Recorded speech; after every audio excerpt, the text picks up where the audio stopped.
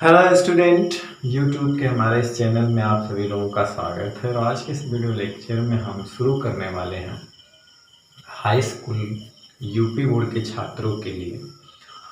आज हम लोग एक चैप्टर है आपके एनसीईआरटी बुक का, अध्याय 12 विद्युत के नाम से है। तो उसमें आज हम लोग सबसे पहले पढ़ेंगे विद्युत आवेश, इलेक्ट्रिक चार्ज। तो आज हम लोग जानेंगे कि व्हाट इज चार्ज, यानी कि आवेश क्या है, ठीक है ना, कैसे उत्पन्न होता है, ठीक है ना, क्यों इसका नाम कैसे इसका नाम विद्युत आवेश पड़ा, इसके नाम के पहले विद्युत कैसे आया, ठीक है ना।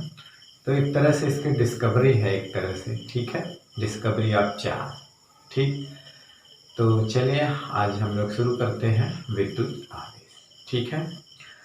तो देखिए, शुरू करने से पहले ये है कि आप लोग 9th क्लास में जो है गुरुत्वाकर्षण के बारे में पढ़ चुके हैं। गुरुत्वाकर्षण बल जो है वो दो पदार्थों के बीच में लगता है जिनमें मास होता है, यानी कि द्रव्यमान। द्रव्यमान युक्त पदार्थों के बीच या दो कणों के बीच, द्रव्यमान युक्त कणों के बीच जो है जो फोर्स लगता है उसी को हम लोग गुरुत्वाकर्षण बल कहते हैं, ठीक है। गुरुत्वाकर्षण बल उसी को कहते हैं। तो कहने का मतलब ये है कि द्रव्यमान जो है पदार्थ का एक गुण है। द्रव्यमान जो है क्या है, पदार्थ का गुण है। तो पदार्थ द्रव्यमान के कारण, यानी कि पदार्थ के गुण द्रव्यमान के कारण ही दो पदार्थों के बीच जो है गुरुत्वाकर्षण बल लगता है। ऐसा आप लोगों ने 9th क्लास में पढ़ा है कि दो पदार्थों के बीच गुरुत्वाकर्षण बल लगता है, लेकिन किस गुण के कारण पदार्थ, क्योंकि उसमें द्रव्यमान पाया जाता है, तो द्रव्यमान के कारण ऐसा होता है, ठीक है। तो आज हम लोग पदार्थ के एक ऐसे गुण के बारे में पढ़ेंगे, है ना। पदार्थ का एक और गुण पढ़ेंगे जो पदार्थ पे ही आता है, मतलब द्रव्यमान पे ही आता है, ठीक है ना, जिसको हम लोग क्या कहेंगे, आवेश। तो आज हम लोग आवेश के बारे में पढ़ेंगे जो उस पदार्थ पे आता है जिनमें द्रव्यमान होता है, ठीक है ना। बिना द्रव्यमान के आवेश का अस्तित्व नहीं होता है, ठीक है ना। चलिए एक सिंपल एक्सपेरिमेंट के हिसाब से समझे कि जैसे कि आप एक कंघा लीजिए, मतलब कंघी लीजिए, उसको अपने बालों, सूखे बालों से उसको क्या करिए, रगड़िए, ठीक है ना। और रगड़ने के बाद क्या करेंगे कि छोटे छोटे कागज के टुकड़े के पास लाइए।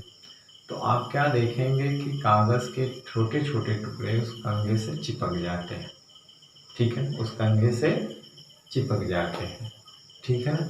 यानी कि कंघे को बालों से रगड़ने के बाद, कंघे को बालों से रगड़ने के बाद कंघी क्या करती है कि कागज के छोटे छोटे टुकड़े को अपनी ओर आकर्षित कर लेती है, ठीक है ना। अब देखिए वहाँ पे दो फोर्स लग रहे हैं। अब जिसे कागज का टुकड़ा है उसमें मास होता है, पृथ्वी उसको अपनी तरफ आकर्षित कर रही है, ठीक है ना। जब हम बिना रगड़े हुए कंघे को कागज के टुकड़े के पास लाते हैं तो वो उसको अट्रैक्ट नहीं करता है, मतलब उठाता नहीं है। तो उस समय जो है कागज के टुकड़े पर कौन सा फोर्स लग रहा होता है, ग्रेविटेशनल फोर्स पृथ्वी लगाती है, क्योंकि उसमें भी मास होता है। लेकिन जब हम उसको सूखे बालों से रगड़ करके कागज के टुकड़े के पास लाते हैं तो कागज का टुकड़ा उसके ऊपर चिपक जाता है, ठीक है ना। यानी कंघी जो है कागज के टुकड़े को अपनी तरफ आकर्षित कर लेती है। अब देखिए वहीं पृथ्वी का गुरुत्वाकर्षण भी लग रहा है और कंघा भी उस पर एक फोर्स लगा रहा है। एक तरह से चिपकाने का मतलब क्या होता है कि वो उस पर एक तरह से फोर्स लगा रहा है। इसका मतलब है कि बालों को और बालों से कंघे को रगड़ने के कारण कंघे पर कुछ ऐसी चीज़ आई जिसके वजह से वो कागज के छोटे छोटे टुकड़े को अपनी ओर खींच लेता है, और वो भी गुरुत्वाकर्षण बल के विरुद्ध। इसका मतलब है कि जो शक्ति आई है खींचने की कंघे पर, जो शक्ति आई है कंघे पर जो कि कागज के टुकड़े को खींच रहे अपनी तरफ, वो कहीं गुरुत्वाकर्षण बल से भी अधिक शक्तिमान है, ठीक है ना।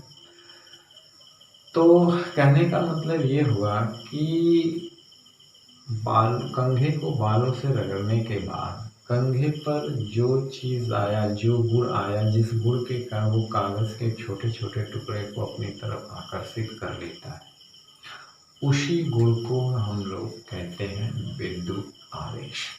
उसी गुण को हम लोग क्या कहते हैं? विद्युत आवेश कहते हैं। ठीक है ना? और विद्युत आवेश के कारण ही कंघी जो है या कंघा वो कागज के छोटे छोटे टुकड़े को अपनी तरफ खींच लेता है। अब बात करते हैं कि इसका नाम के आगे, आवेश के एक नाम के आगे विद्युत कैसे जुड़ गया। ठीक है ना? तो बहुत समय पहले की कहानी है, एक तरह से ये कहानी है।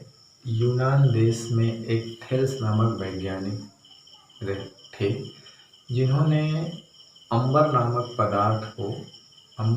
पदार्थ को रेशम से रगड़ने पर देखा था।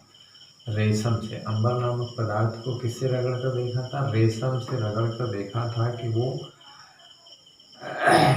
कागज के छोटे छोटे टुकड़े, रुई और तिनके को अपनी ओर आकर्षित कर लेता था। ठीक है।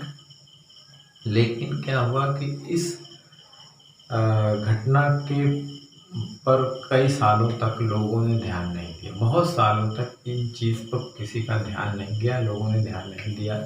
लगभग बहुत समय अंतराल बाद एक पेशे से चिकित्सक थे, एक वैज्ञानिक विलियम गिलवर्ट ने कहा कि ये सिर्फ अंबर में ही नहीं ऐसा है, बहुत सारे पदार्थों में ये गुण थोड़ा बहुत उपस्थित रहता है।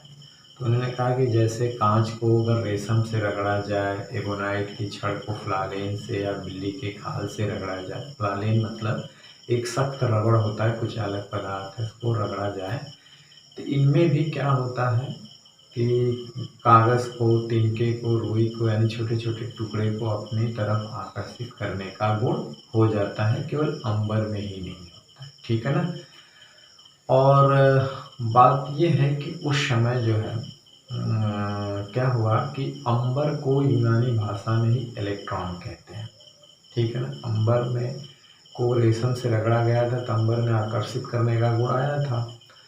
तो यूनानी भाषा में क्या होता है कि उस भाषा में अंबर को इलेक्ट्रॉन के नाम से जाना जाता है। जैसे हम अपनी भाषा में अंबर बोलते हैं, लेकिन यूनानी भाषा में उसे इलेक्ट्रॉन के नाम से जाना जाता था।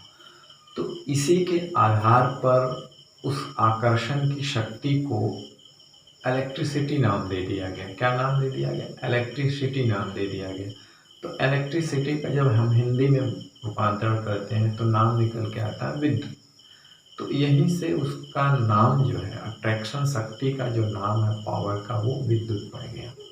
ठीक है ना? क्या पड़ गया? विद्युत।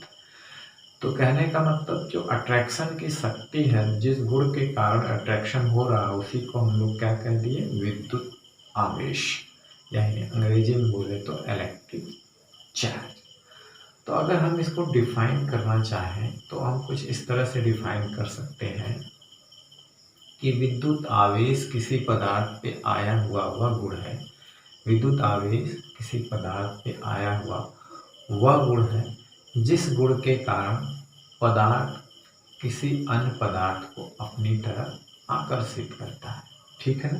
क्योंकि हमने कंघे को बालों से रगड़ा था, सूखे बालों से, तो ही तो वो कागज के छोटे छोटे टुकड़े को आकर्षित कर लिया था। तो इसका मतलब है कि रगड़ने के बाद कंघे पे कोई चीज़ आई होगी, तो जिस चीज़ के कारण, जिस गुण के कारण वो उसको उठा लेता है, अट्रैक्ट कर लेता है, उसी गुण को हम लोग क्या कहते हैं?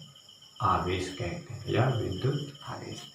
तो इस बात को हम लोग अगर लिखना चाहे तो लिख सकते हैं कि विद्युत आवेश